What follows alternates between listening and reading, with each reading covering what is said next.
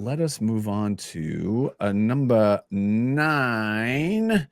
And it is our good friends from Los Angeles and Minneapolis. Tabitha's spinning around. And Amanda is on mute cheering. So before we get started with this, well, you can unmute, but I want to show this. Playing professional tennis is all about pressure.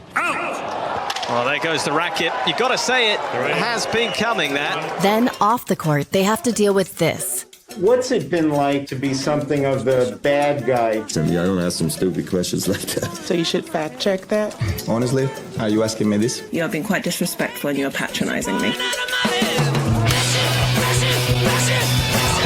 Tennis players aren't machines. They're real people with very real mental health challenges, some of which made international headlines. So, when Tennis Channel came to us to help attract younger fans, we came up with a safe space where audiences could engage with the athletes, not just as pros, but as people. Which brings us Warm and Fuzzy.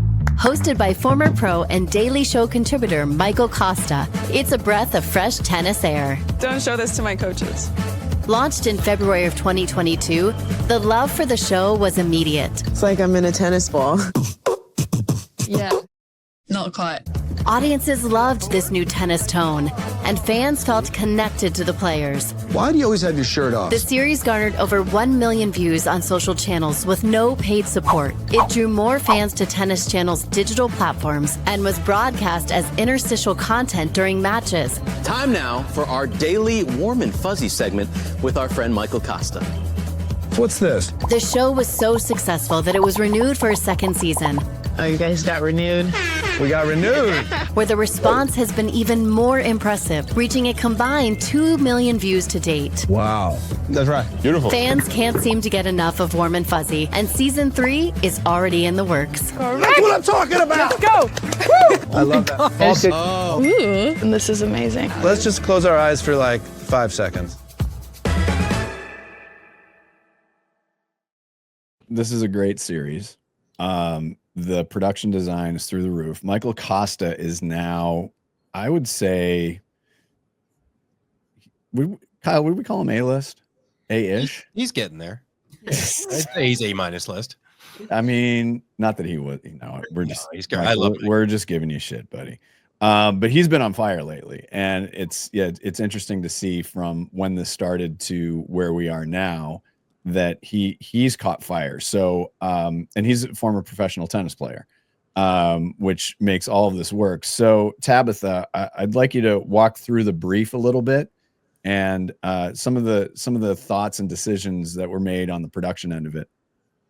Yeah, I think, as the leading voice for the sport, Tennis Channel obviously knew it had like an opportunity and responsibility to give tennis pros a chance to show kind of the more human side of things. And so they came to us to just talk about, how we could possibly bring that to life, with players, Naomi Osaka.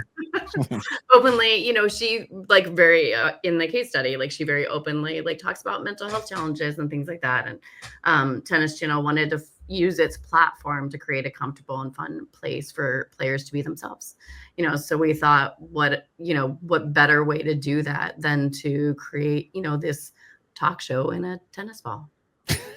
Talk show in a tennis Literally ball. inside a tennis ball. Literally warm and fuzzy, right? Like, and make them feel, comfortable. And it's not like they have to answer to reporters all the time, right? And very critically, and it's a very high pressure sport. So inviting them into this tennis ball, Right. Asking them, maybe a little sillier questions that have nothing to do with Right.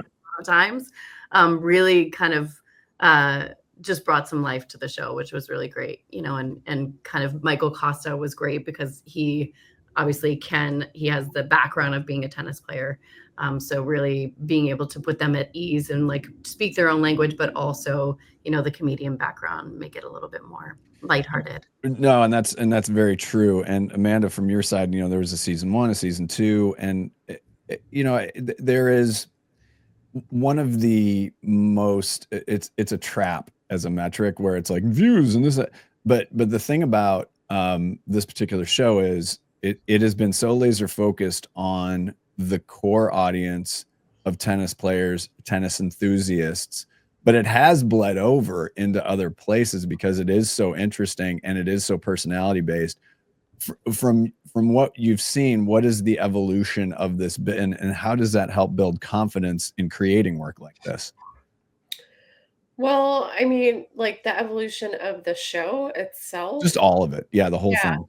I mean, we did enhance, like for season 2, it was like, okay, let's make this set and let's make this experience even more fun and more inviting. We brought in a harpist. There was Right. like a ball boy bringing in people. I forgot my harp today, but Right. you know, it's like, let's just make them even more comfortable. I think that what we've seen and just the evolution of sports in general is athletes feeling more comfortable to talk about their human side, like who they really are as a whole person. And we've even seen that in some of the work we're doing with other clients like ESPN and but it's just, I think, an evolution in general in sports, and hopefully that continues with just being able to show up as yourself, athletes feeling comfortable talking about who they are and not just feeling like they need to hide behind this exterior that they're always competitive and you know that they, and I think that's so important for like younger athletes. I think it's important that we show that in the work, that we obviously do a lot of sports at Zambezi among other things, but I think it's important that we show the full realm of who an athlete is and what they experience on a day-to-day basis. Right. Daniel, over to you. Yeah, look, I'm a little bit biased just because I happen to be both a tennis player and a fan, and I'm a subscriber to the tennis channel, so I was very kind of familiar with this. So just biased because it speaks to me on a very, I guess, personal level because it's a dream for me. But one, yeah, I mean, the fact that it's designed, I think it's hilarious that it's sort of designed inside a tennis ball. It's really, the color palette, right, is really distinctive. It's just, it's so consistent. You know, it's great in that respect. And then, you know, at an idea level, I see right now two things going on with athletes. You either have kind of how your video was set up, like the pressure they're under when, you know, they're being bombarded in press conferences.